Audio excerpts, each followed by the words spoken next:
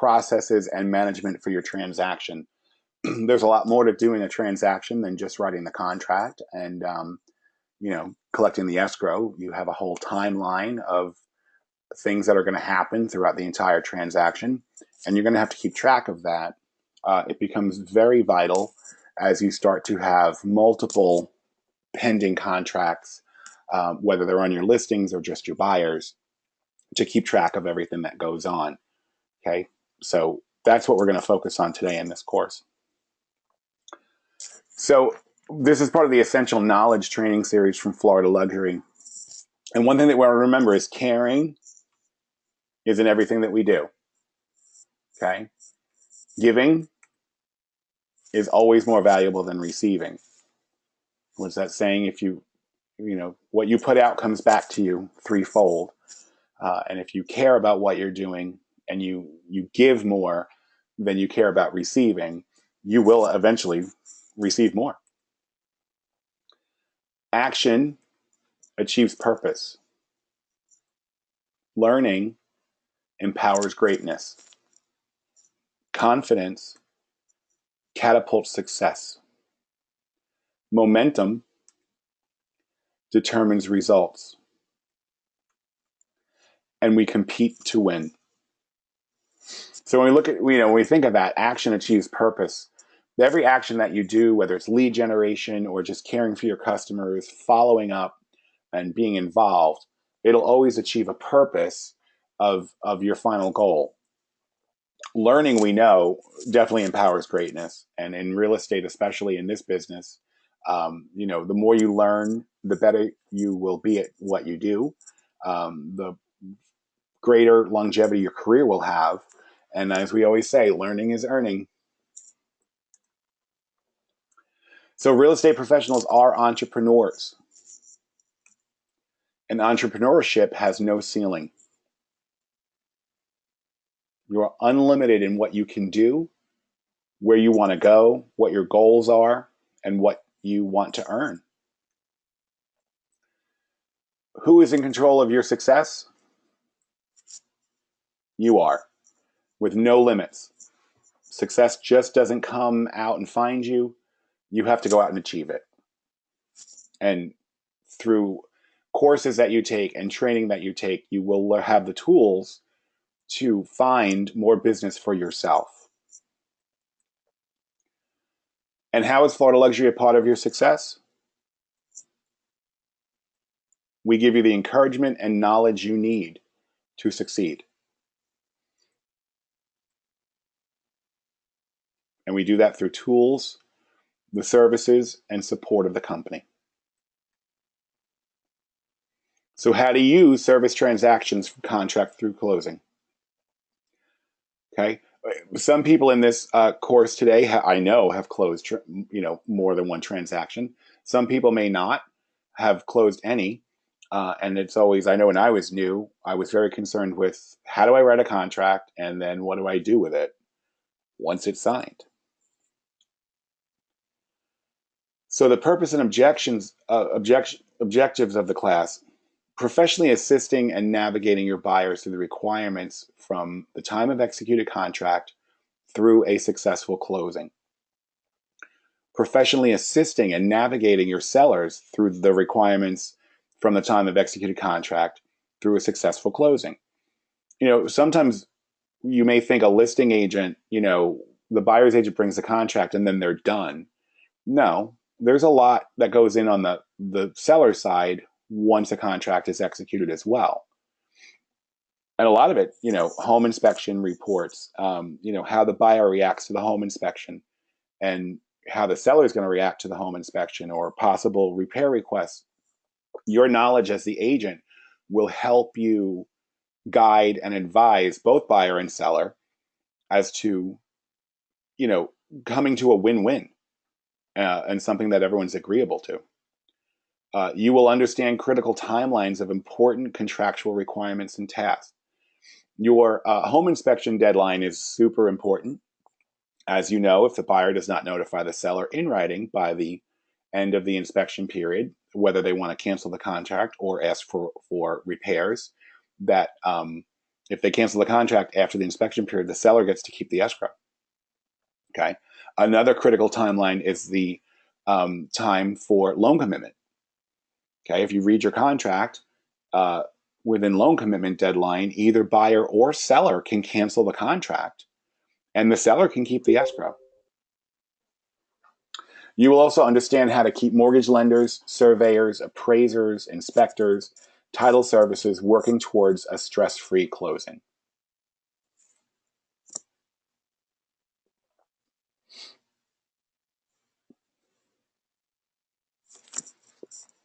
Give me 1 second here. Okay, sorry about that. I kind of want to know, maybe I'm going to try this with 2 monitors next time. Maybe have the chat on one side and the presentation on the other. So how do you service your buyers through a successful closing? You know, like I said, there's a lot more than just writing the contract, having them sign it. Representing the buyer, the first thing and most important thing is the escrow deposit of the funds. You're responsible to ensure that the required escrow deposit is delivered to the agreed escrow holding company within the contractual time frame. Be certain that you get a receipt for escrow as required for your document records. Anytime you're going to deliver escrow to another title company, pop onto the back office. Under in contract is an escrow receipt where the escrow agent can put the check right on there.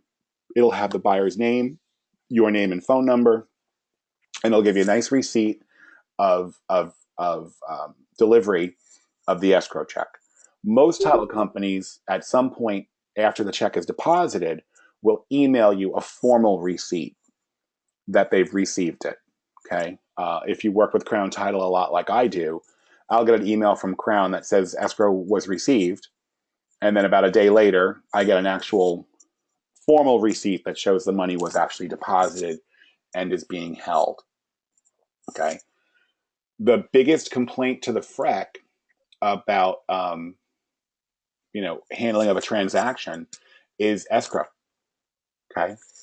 As a sales associate, or an agent of the broker, you are required to deliver escrow immediately, which is within 24 hours.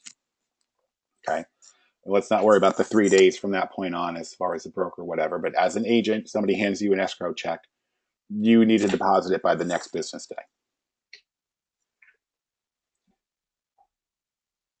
I just have to mute a couple of people here. Excuse me.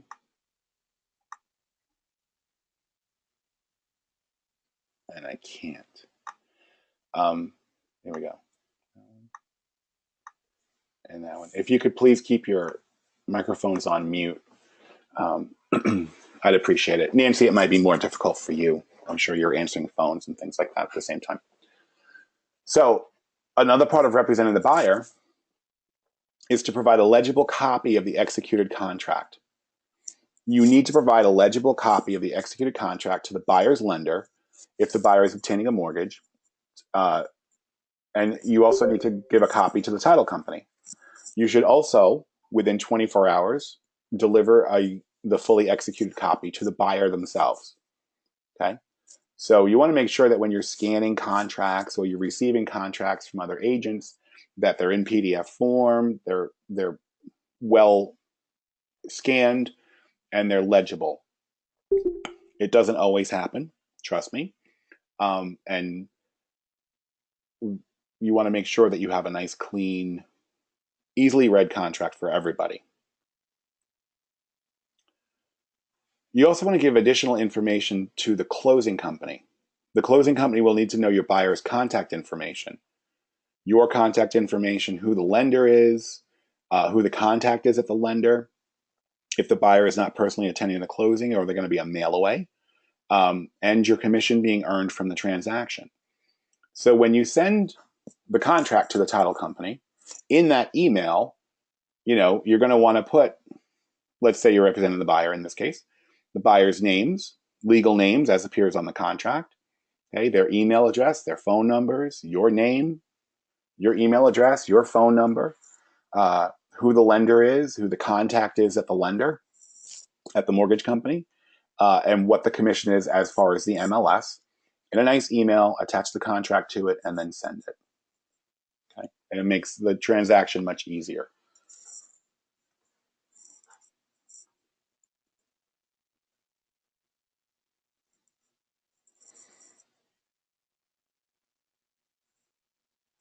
Sorry about that. I hear beeping, so I just have to keep checking. You also want to create a transaction management record in your back office. Okay, you should immediately upon execution of a contract create a transaction record in the back office under My Deals and then My Contracts, and upload all compliance documents. You're going to upload the contract, a copy of the tax roll from the time of the subject property on the time the contract was executed. You're going to want to upload the escrow receipt and all disclosures. Okay, you're going to create the file and you're going to create the record in the back office. Once you do that, the system will ask you for the specific documents you need for that transaction.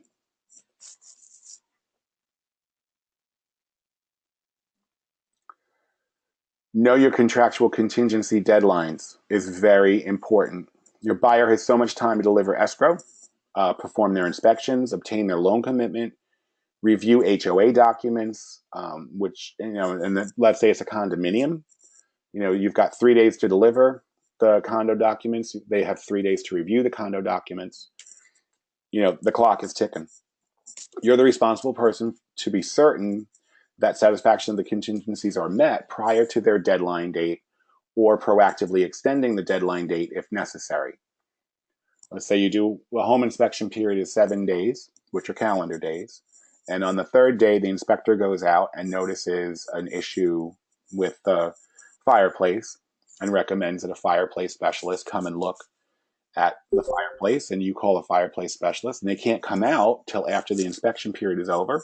You're going to want to make sure that you do an extension of your inspection period to cover your buyer so that they can still get the fireplace inspected and save their protect their escrow at the same time. Same thing with loan commitment. If the lender says that they can't get loan commitment by the deadline, you need to extend the contract closing date as well as the loan commitment date. You don't want to do one without the other, otherwise you're cutting the loan commitment. You're going to leave loan commitment deadline where it is, and if they can't make it, which is what they're telling you, now you're putting the buyer's escrow in jeopardy.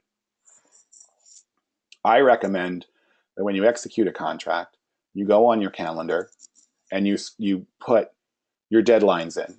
That the home inspection ends on, let's say it ends on the 12th. I always put it on the 10th on my calendar to remind the buyer, have you got it done? Is it completed? Same thing with loan commitment. 2 days before loan commitment's due, my calendar is going to tell me to email Lori Johnson to find out if we have loan commitment. Are we moving well, or is there a delay? That's our responsibility. We can't just depend on the lender to remember, and we can't depend on the buyer to remember that their inspection period deadline is these certain things. It's our job to get the transaction to the closing as smoothly as possible.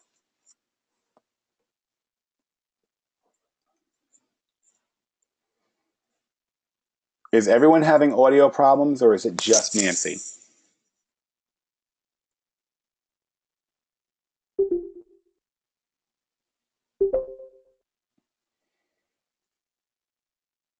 Well, Nancy, I think you might have to turn your volume up.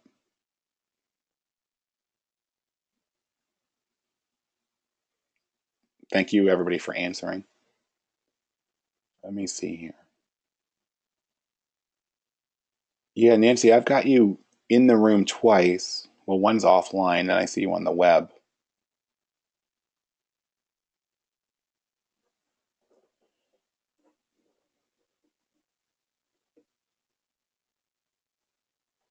And Lori Reiser. Are you both at the office together, Nancy and Lori?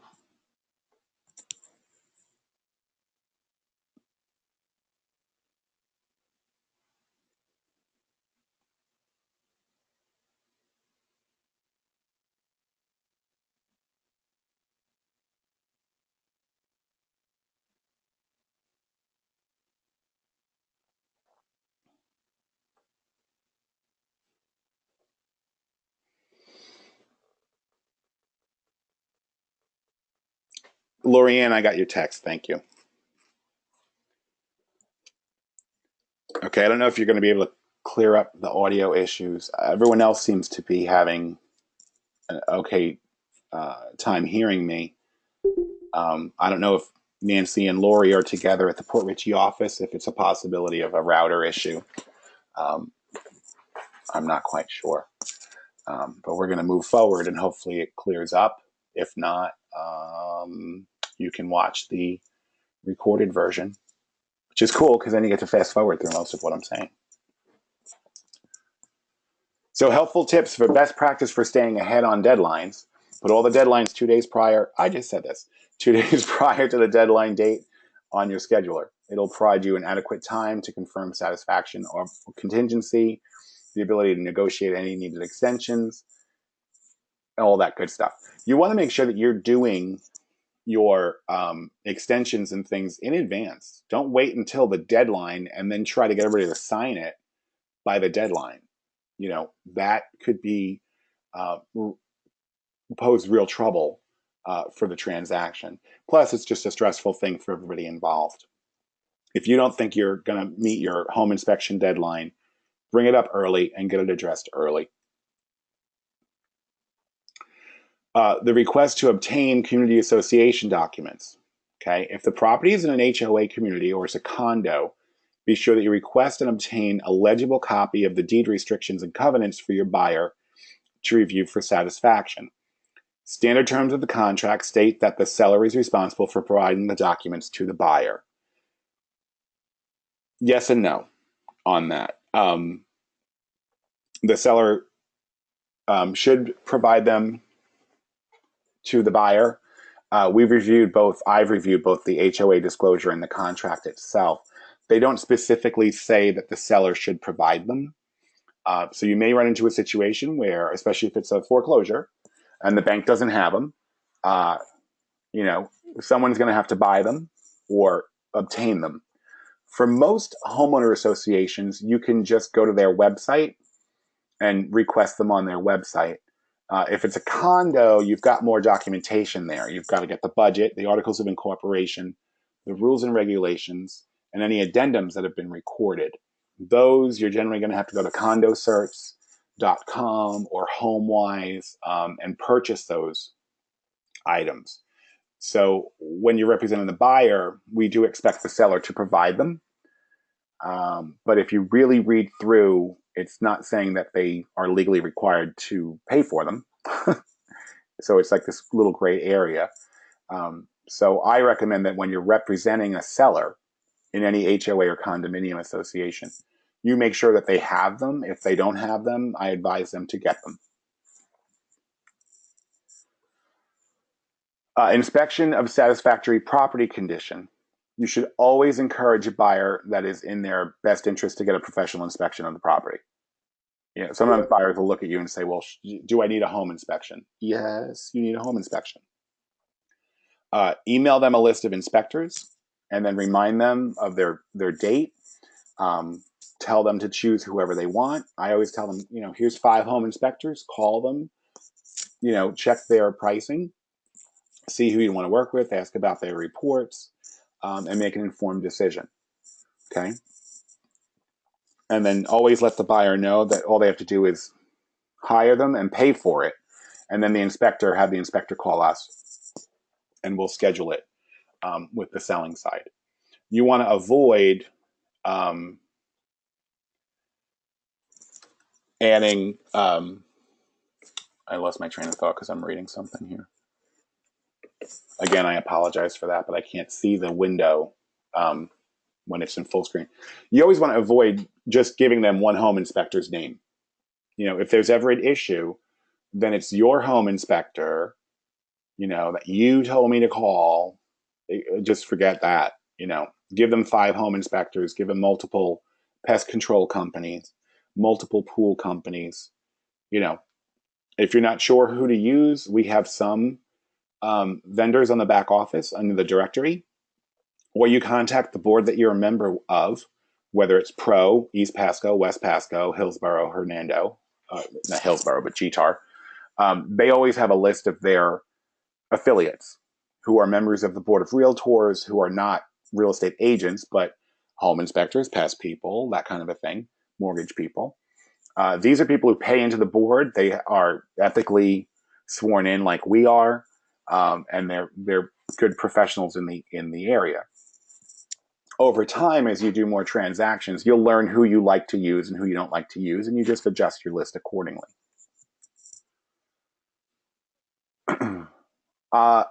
Inspection of satisfactory property condition. If the home inspection is done and there are issues that require more inspections in order for the buyer to make a final decision on satisfaction, then the inspection period is at the deadline. You will need to negotiate an extension to the inspection period before it is passed. So again, don't wait until the last day at 7 o'clock at night when it's going to expire at midnight to call the other agent and be like, we need to extend it. Because now you're assuming that everyone's going to be available to e-sign all this stuff within a matter of a few hours. It's not very realistic. If you order your inspections immediately, or have the buyer order the inspections immediately within the first 24 hours, generally you're going to have the inspector out there within 48 hours. If something comes up, you're going to find out within 72 hours, and then you can adjust your inspection period accordingly.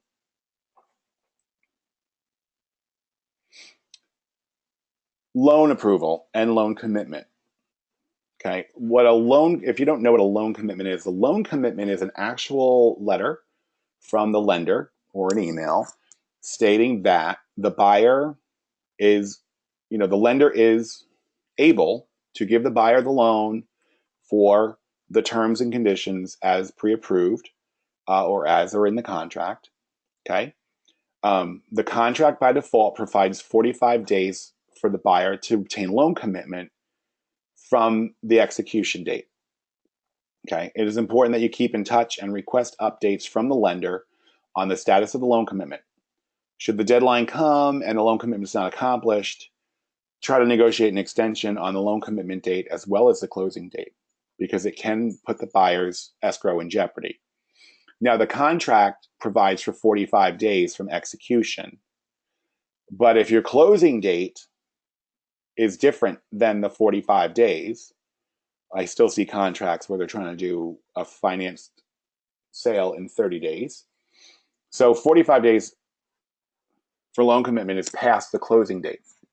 In that case, if you read in the contract a little below that, I want to say like letter B or something of that same paragraph, it actually rolls onto the next page of the contract, that it's 7 days prior to closing date, 45 days from execution, or 7 days prior to closing date, whichever comes first. So if you're doing a contract for 35 days of escrow, mark on your calendar 7 days from that closing date, and that's when loan commitment is due. Okay, and then you just remind the lender, when am I going to get loan commitment? Do we have loan commitment? Okay, if for some reason you are 7 to 5 days from closing and you haven't heard from the lender and they haven't provided loan commitment or anything like that, I would caution you against using them in the future. You never want to risk buyer losing escrow. Okay, I mean, they may do stupid things on their own where they're going to lose their escrow. I've had people well outside of the inspection period on cash transactions go, you know what, we just don't want to buy it. And I'm like, well, you just gave the seller $1,500. And they're like, oh, well, okay. But there are instances where the seller may be eligible to receive the buyer's escrow deposit, even if loan commitment is delivered to the seller. You want to stay on top of loan commitment date, and if you need to extend the closing date to give the lender more time to prepare the loan, you will want to extend the loan commitment date as well. Okay. Always advise your buyer that once the home inspection period ends, okay, unless they can't obtain a mortgage, they will not get their escrow back. Okay. And if it's a cash sale, once a home inspection period ends, if they cancel for any reason, they will not get their escrow back. So make them very aware. I like to tell the buyer, your lender has to give you a loan commitment by X date. Okay. And if they don't, they're putting your escrow in jeopardy. So make sure you stay on top of them. I want the buyer to stay in communication with the lender and stay on top of them so that they're doing that part of part of my job for me. But also, I want my buyer and the lender to speak as often as possible and to be as interactive as possible. And most people will think, well, if this guy or this gal who's doing my mortgage can make me lose, thousands of dollars, I'm going to stay on top of them. So here is an actual copy of the contract. Please read and know the terms and conditions of financing. Buyer shall make mortgage loan application for the financing within, if left blank, 5 days. If you've taken my contract class, how to fill out a contract, I've done it, I don't know, a gazillion times at this point. Even if you're going to use the 5 days, please put 5 on the line. Leave no holes. Days after effective date, and use good faith and diligence effort to obtain a written loan commitment for the financing, loan commitment, and thereafter to close this contract. Buyer shall keep seller and broker fully informed about the status of the mortgage loan application and loan commitment, and authorizes buyer's mortgage broker and buyer's lender to disclose such status and progress to the seller and broker. Upon buyer's receipt of loan commitment, buyer shall provide written notice of same to seller. If buyer does not receive loan commitment by loan commitment date, then thereafter either party may cancel this contract up to the earlier of buyer's delivery of written notice to seller that buyer has either received loan commitment or elected to waive the financing contingency in the contract, or 7 days prior to the closing date specified in paragraph 4, which date for purposes of this paragraph 8b I shall not be modified by paragraph 5a. Review your contract and know what's in it. Property survey. The lender will require a property survey of which is the buyer's responsibility to obtain. A lot of times on the first transaction, and the title company calls and says, did you order the survey? And you're like, I don't know. No. And then the title company may offer to just order it for you and have it done. It's the buyer's responsibility to pay for it. The buyer also has the option to, schedule it themselves. They can just order the survey from a survey company and then send it to the title company. You don't have to wait until the very end of the transaction to do it. Okay. Often the title company will coordinate it. Always ask the seller if they have a property survey and provide it to the closing company. Sometimes the seller will have a survey and the title company can use it, and that will save the buyer, a couple $100 easy. So it does depend on the age of the survey, whether or not they're going to need to do a new one. I've heard anywhere between 5 to 10 years as, cutoff dates. So if the seller has it and you can get it, give it to the title company, they'll let you know if the buyer needs to order a new one. Property appraisal. The lender will require an appraisal for verification of value and that the property meets the required condition of the buyer's loan type. Appraisals are ordered by the lender and paid for by the buyer. You should be proactive and be certain that the lender ordered the appraisal to avoid any complications or delays. The cost of the appraisal is the buyer's responsibility and is paid at the time of scheduling. Okay. Usually they just put it on a credit card and pay for the appraisal.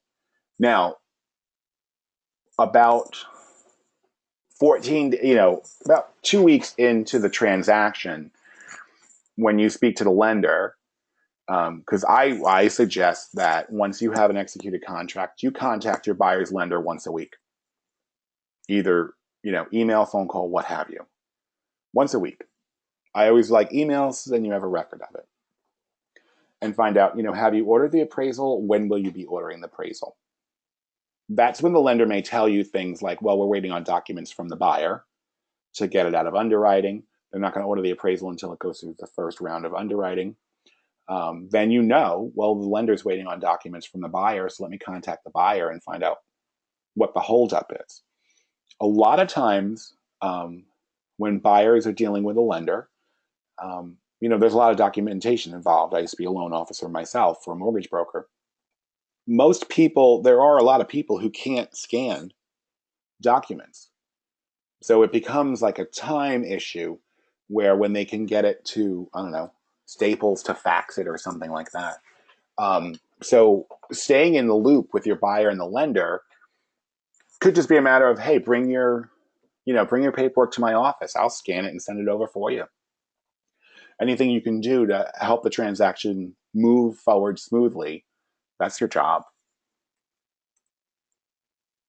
Property insurance. Now, the buyer will need to purchase property insurance, which needs to be covered. It'll cover the lender's collateral. Excuse me. In the state of Florida, we are a lien theory state. So when you purchase a home with a mortgage, you get title, you own it outright, and there's a lien put on the property, what we call a mortgage.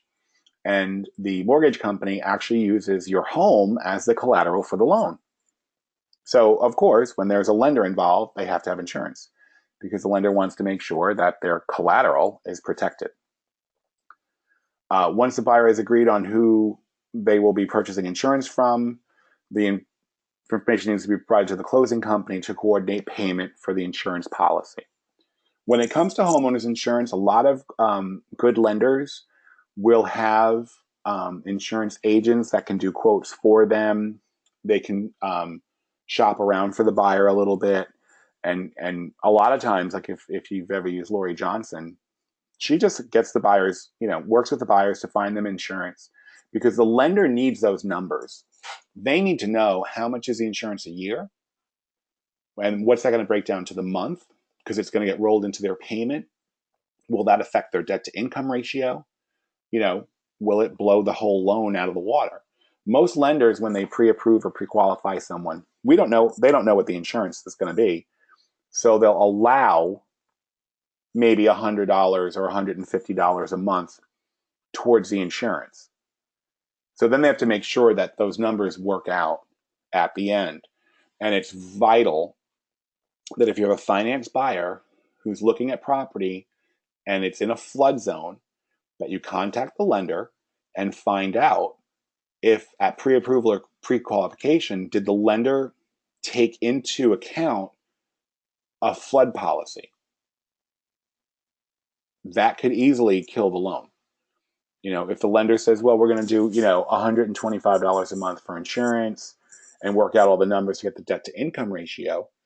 And then the buyer says, well, we like this house. It's in a flood zone. And the flood insurance is another $1,000 a year. So that's another roughly $100 added to the insurance portion. Well, the buyer may not be able to pay $225 a month for insurance. And you need to know that, okay? And you have to understand how a debt to income ratio works. And lenders can always explain that to you. It's a simple math formula, but you're not going to ask the buyer for all their financial stuff.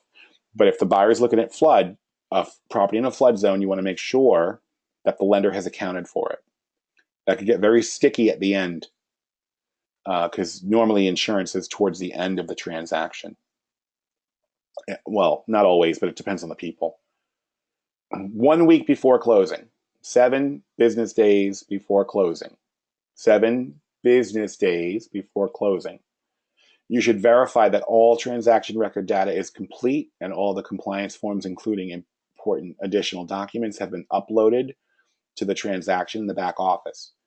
At this time, you should submit your CDA, Commission Disbursement Authorization. That way you're paid directly at the closing. Failure to be compliant and submitting the request in a timely manner may delay you receiving your commission check. Okay? If you have documents the day of the closing that have not been uploaded to the back office, they will not issue a commission disbursement, and you'll just be receiving one check made out to Florida Luxury Realty at your closing. And then once you get the documents to the office or the back office uploaded, then the disbursement will happen from the company.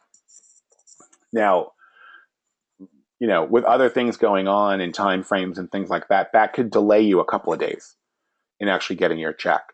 So I totally recommend that 1 week before the closing or 7 business days before the closing, you check the file, make sure everything's uploaded, and submit your CDA. Okay? if you have everything uploaded way in advance, all the required documents, 2 or 3 weeks before closing, you can go ahead and submit your CDA request then, because it times out based on the closing date. It pops up, down the road closer to the closing on the accounting end of it. So if you can do it sooner and be done with it. But 1 week before, even if you do this CDA, now I'm going to backtrack, sorry, but even if you do your commission disbursement early, check your file 1 week before closing. Make sure the commission disbursement was sent. If you log in to a pending file and there's no big green button that says request commission disbursement, it's already telling you that there's missing documents. Once you have all those in and you submit your CDA, when you come back and check the file, it'll have a gray box. It says CDA sent, and it'll actually have the date that you did it. So then all my documents were uploaded and my commission disbursement was sent. 72 hours before the closing. Okay. The buyer must receive the lender's final closing statement for review. Review of this document with the buyer and refer them to the lender for assistance if needed. Sometimes you don't see it. It'll go right to the buyer because that's the client of the lender. And the buyer should always ask the lender to make sure everything's clear. The buyer should also schedule utility services to be activated in their name as of the closing date. Now, some companies like water, usually, they require proof of ownership before activating. So in that case, for water, most buyers will have to produce their HUD from the closing in order to have that service turned on. 48 hours before closing, the buyer needs to coordinate the amount and method to provide the final down payment and closing costs for closing. Most closing companies require the funds to be wired and will provide an amount and wiring instructions to the buyer for them to coordinate with their bank to wire the funds to the closing company. Okay. Once the CD or the closing disclosure is reviewed and approved and everything's good, that's when the title company will release, the amount is on the closing disclosure, and they'll send the wire instructions directly to the buyer. Okay. Usually it's through a secure email, depending on the title company. And it's the buyer's responsibility to set up that wire so that the funds are there for the closing. Then you also want to coordinate your final walkthrough. Okay, the final walkthrough inspection is required. The final inspection walkthrough form is required on every transaction, whether the buyer did one or not. But you want to coordinate it with the listing agent, have an understanding of ability to access the property. If the key at the post walkthrough can stay with you to bring it to the closing, or should it remain in the lockbox? And also make sure that you coordinate the time of the closing with everybody at least 2 days in advance. Now, when it comes to the lockbox, it depends on the agent, but sometimes, you're going there with the buyer to do the walkthrough anyway. So it's not uncommon for the listing agent to say, well, when you leave the walkthrough, can you just remove the lockbox and bring it to the closing? Okay, it makes sense. Why would the listing agent then have to go there after the walkthrough and then still try to get to the closing on time? However, some agents don't want you to take their lockbox, that they'd rather do it themselves. So that's something that you're going to have to coordinate with the other agent. 48 hours before closing is the perfect time to prepare your closing gift that you will give your client at closing for choosing you to be their real estate representative. Okay? A little closing gift goes a long way. I tend to do like champagne, a bottle of champagne or something. But there's all kinds of great little ideas that you can do for closing gifts. I had on my new construction people who actually have the house built. Throughout the transaction, I pop by and take photos. And then their closing gift is a digital picture frame with a thick stick drive in it with the progress of their home being built, as that revolving slideshow. And that's a pretty cheap, it's a pretty cheap gift, but it makes a great impact. So the final walkthrough and property inspection. The buyer is provided the opportunity to do a final walkthrough inspection of the property before closing and verify the condition is the same as when they went into contract, confirm that everything should be in the property is there, and that any and all repairs that have been completed. Okay, if there were repairs that needed to be done, the final walkthrough is when you confirm that they were done. My experience in this, if you've asked for repairs on something, let's say it's some dry rot around the outside garage door, or a malfunctioning ceiling fan that was supposed to be replaced. If you know that there were repairs to be done, might want to pop by before the final walkthrough and just confirm that those things were done. Or do your final walkthrough the evening before or the day before, not an hour before the closing. That'll give you time to figure out why wasn't it done, when will it be done, and what's the story. Okay. If everything's good at the final walkthrough, then you move on to the closing table. Okay. The final walkthrough is not a home inspection. The buyer's just making sure that all the furniture is missing, whatever was supposed to stay is there, the appliances are still there. It is what it is. It's not an hour-long thing where they're going to start poking through everything. So now you're all done. You're ready to close. Be sure you have the buyers complete and sign a buyer final walkthrough inspection form for the closing. The buyers will need to be certain that they each have their personal IDs. Okay, that's what's required at the closing. Is everybody who's signing the deed must have a photo ID, state-issued photo ID. The documents cannot be notarized without it. And make sure you have the final walkthrough inspection form signed. Now, if it's a mail-away closing and the buyer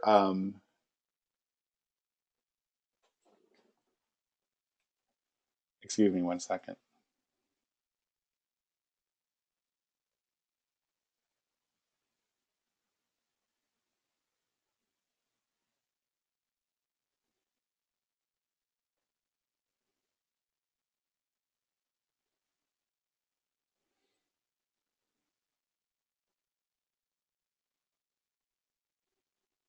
Sorry about that. I had to answer a text.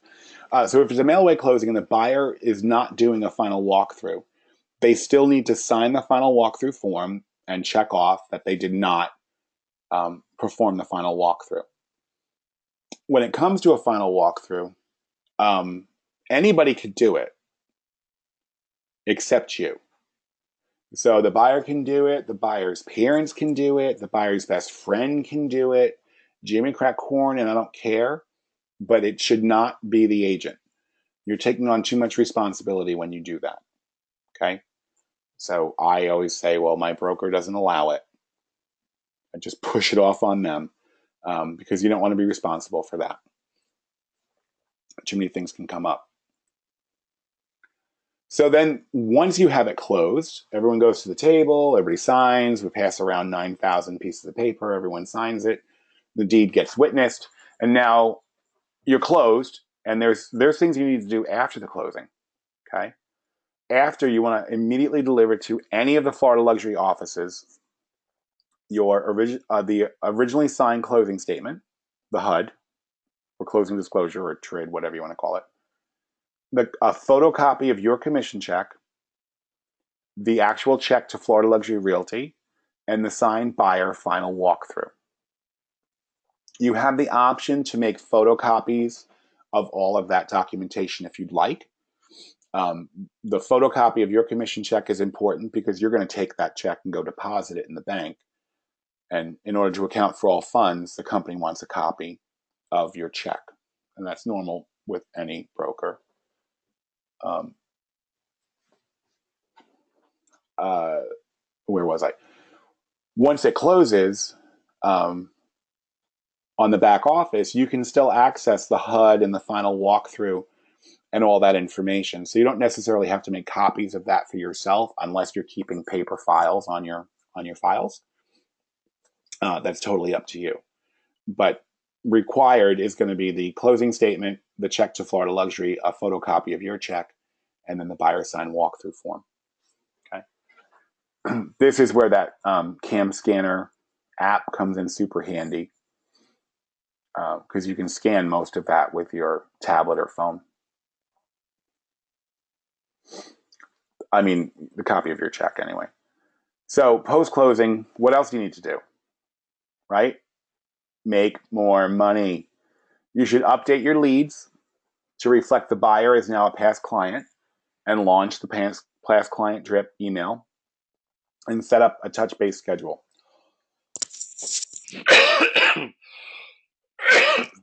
You should post on your social media that you close the transaction. Thank the buyers or congratulate your sellers on the sale. Always avoid posts about woohoo, finally sold it, woohoo, it's closing day, woohoo, it's payday. That kind of a thing. You should visit the buyers a week after the closing. Okay, stop by, see how everything's going. At that point, I always recommend that you bring something of value. Excuse me. I don't mean like a brick of gold, but maybe something that the person may like, a plant or a flower, or if they like certain teas, maybe a little sampler of tea, or cupcakes or something. Pop by with a little something just to stop by. I was in the neighborhood, wanted to see how you're doing. Excuse me. So how do you service your sellers through a successful closing? Escrow deposit funds. You're responsible to ensure that the required escrow deposit is received by the company.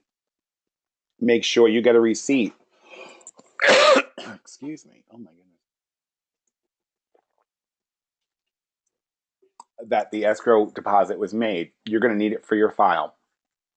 So if I'm the listing agent, I send the contract over to the title company and say, hey, so-and-so, we're going to be having escrow delivered and you're going to be doing this closing. Generally, the buyer's agent does it too, but I always like to make sure I have it done. And then 3 days to deliver escrow, let's say, in that specific contract. By the third day, I'm going to be calling the title company or emailing the title company. Like, have you received escrow? Can I get a receipt?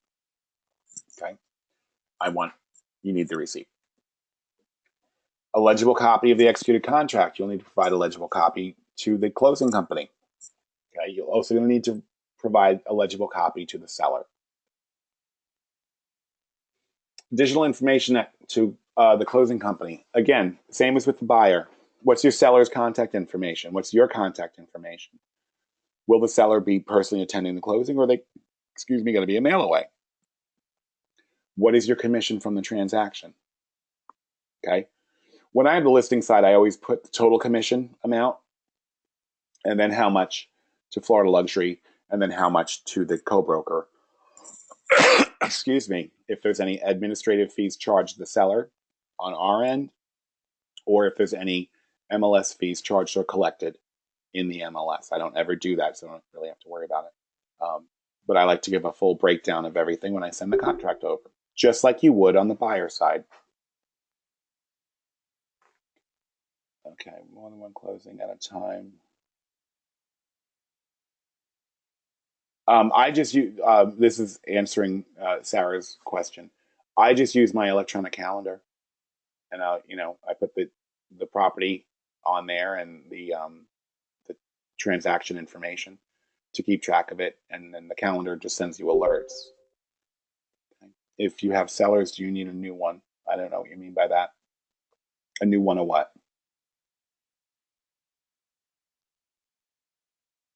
If you have the seller and you get a contract on that property, you're going to open up a new file under My Deals, My Contracts. You're going to open up a pending file for the seller.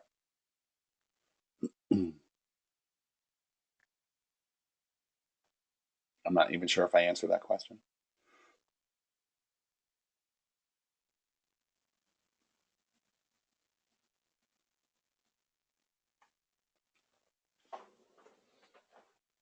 So just like when you do it with the buyer. Now, it may seem redundant because you've got a buyer's agent on the other side of the transaction, and you've got a listing agent, and they're both going to be sending the stuff to the title company. I say do it, because here is real life situation. I had a buyer and we delivered escrow, and hanging out. And I called the title company. It was almost 2 weeks before the closing because I hadn't heard from them. It was cash, thank God. And checking up on the closing, and he said, I never received a contract. I had an email from the listing agent that said, thank you, received. I'm sending it to the title company now. So I never sent it to the title company, but we did deposit escrow. The escrow was actually deposited with a different title company, so it didn't trigger anything in their system. It was just because the buyer was leaving town and I need to put the money somewhere because we have to deliver it immediately. So Crown was holding the money to be wired to the closing. The listing agent never produced a contract to the title company. And if I hadn't checked 2 weeks before closing, it would have never happened. So whichever side you're on, make sure you give the title company all that information. Create a transaction management record. You should immediately, upon execution of a contract, create a transaction record of back office under My Deals, My Contracts, and upload everything. If you're representing the seller, you do not add it to My Listings. Okay? All contracts go under My Contracts, regardless of who you're representing. Make sure the seller accommodates the inspection schedules. You'll need to work out the buyer's agent to coordinate access to the property for inspections and appraisal.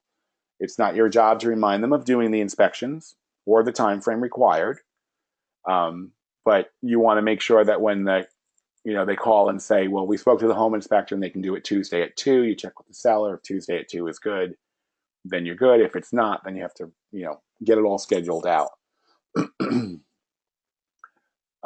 Make sure that the same thing for the appraisal. Usually the appraiser will call you directly because you're the agent in the MLS and they have access to the MLS, obviously. Otherwise, they can't do an appraisal. And they'll usually call you and say, I can do it this day. What works for you? Okay. But that is your responsibility to make sure that all that stuff gets scheduled. Now, when you're representing the seller, you don't have to remind the buyer's agent to do that. If they don't do it, they don't do it. That's on them. Sometimes the contract will state, excuse me, especially if it's cash, the buyer has 7 to 10 days to do a home inspection. Well, they may have just put that in there thinking, well, we might have one done, and they don't do it, and it happens. Always put the appointment on your schedule. Be certain that you know when the home inspections are happening, when the appraisal is happening, when the WDO is happening. Put all of that on your electronic calendar and set the reminder. Okay. I don't know how someone can function with a book scheduler.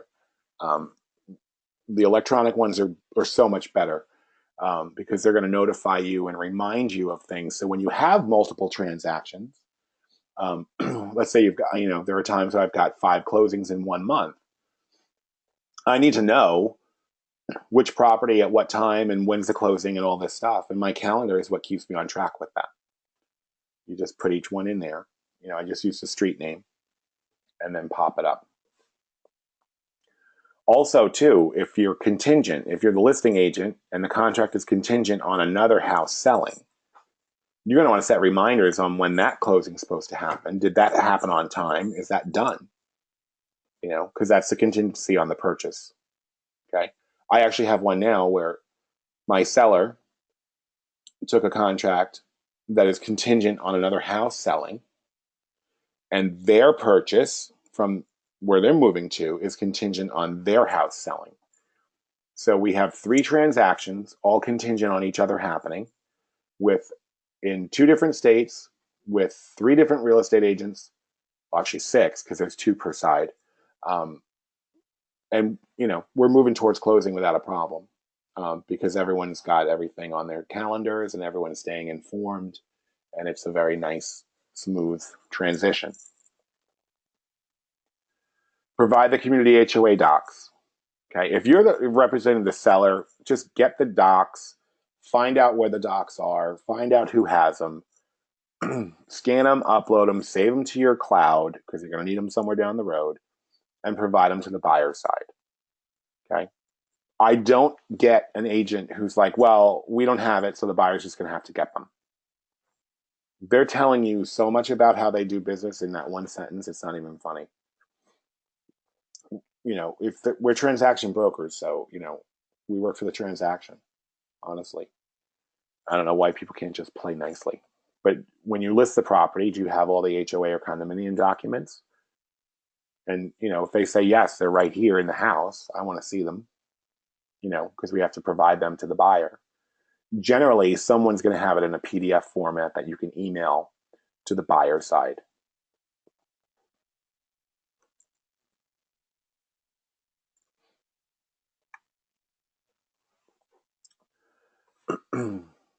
Property survey. Ask your seller, do you have a survey of the property? If yes, then provide it to the closing company.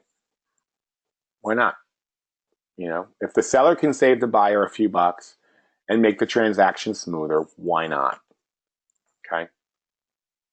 Nothing wrong in asking. With the property appraisal, you want to be prepared that some loan types, the property condition must meet certain qualifications for some loans like FHA and VA. The property appraiser is responsible to verify the conditions are acceptable, and if there are issues, the seller will be responsible for the necessary repairs as a condition of the buyer's loan to successfully close.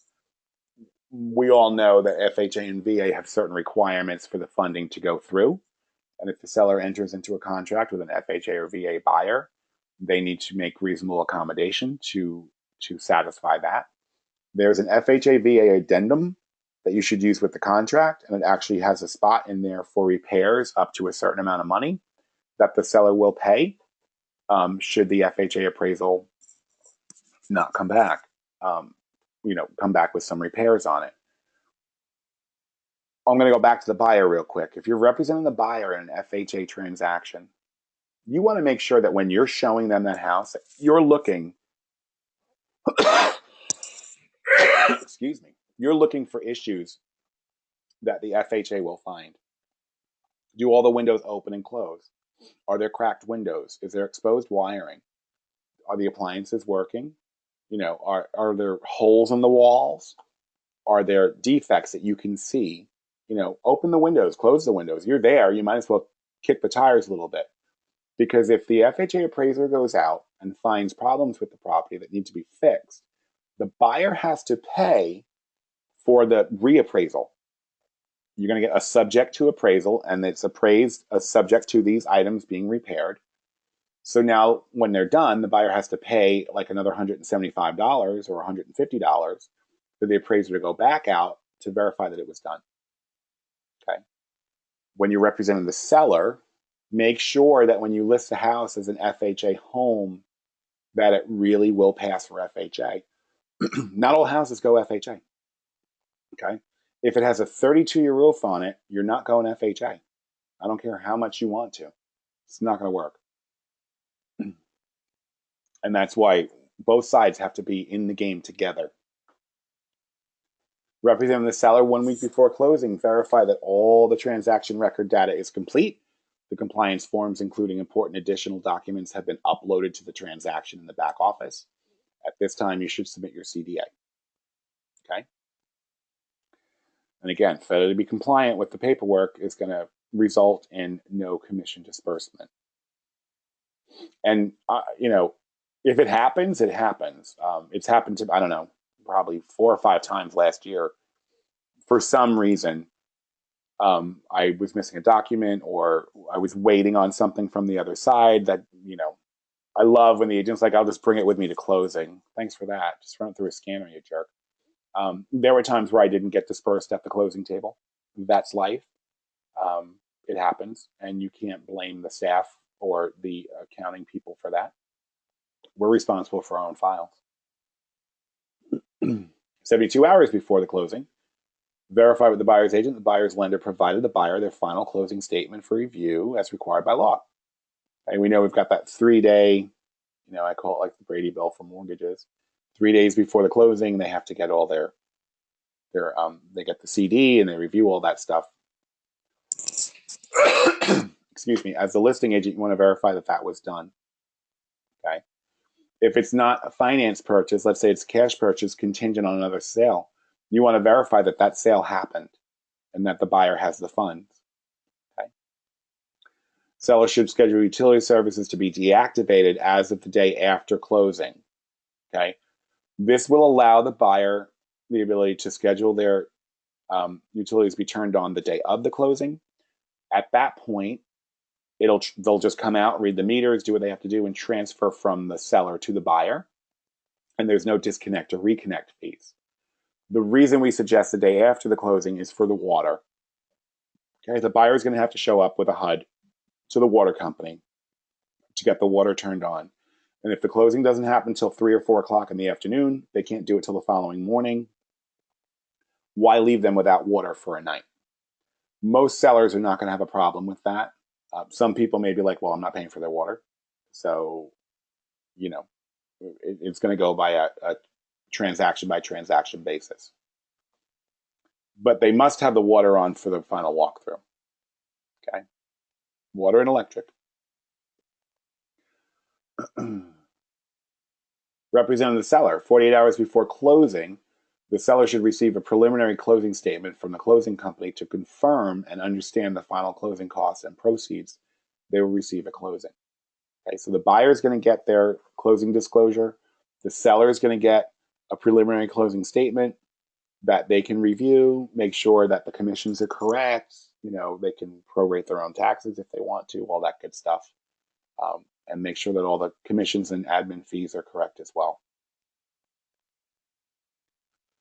Coordinate the final walkthrough inspection with the buyer's agent. Have an understanding of ability to access the property, and if the keys post walkthrough to be brought to the closing by the buyer's agent, or should they remain in the lockbox? Okay. Also coordinate at the time of the closing.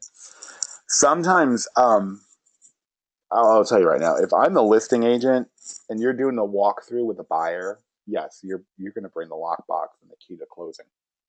Okay.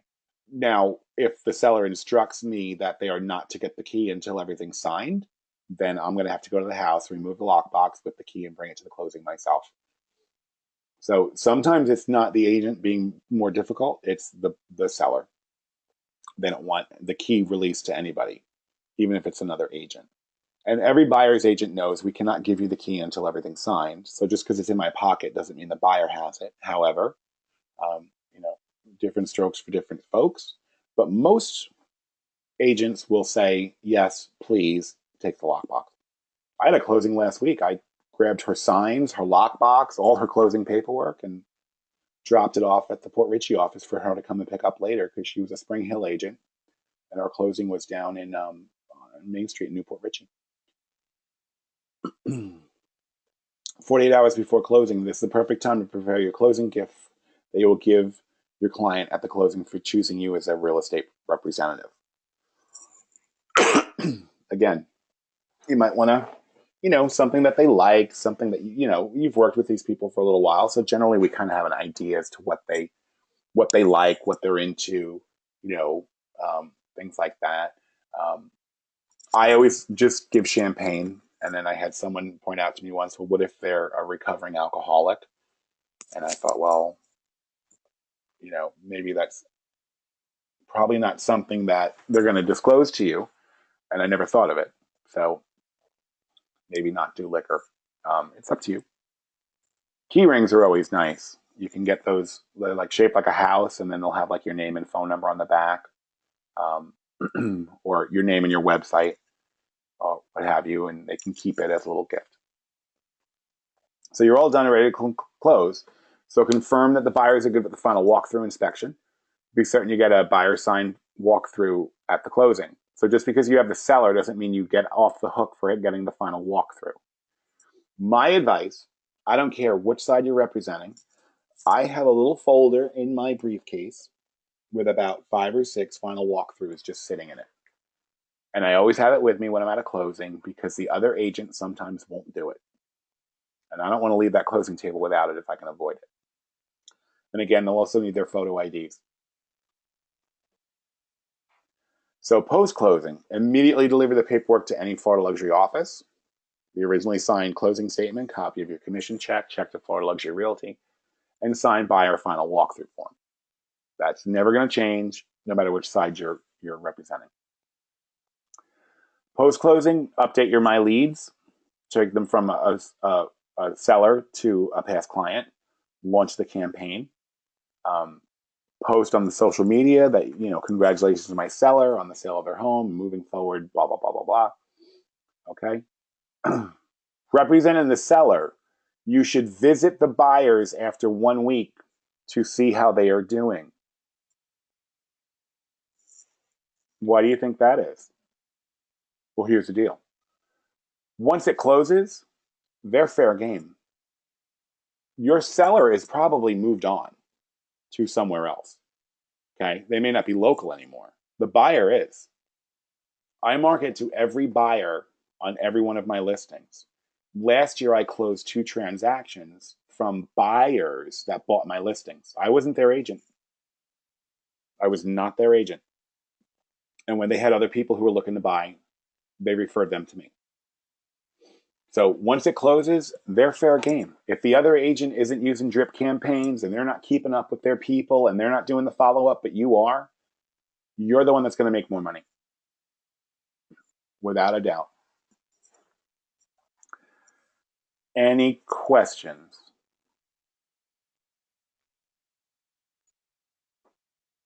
Really?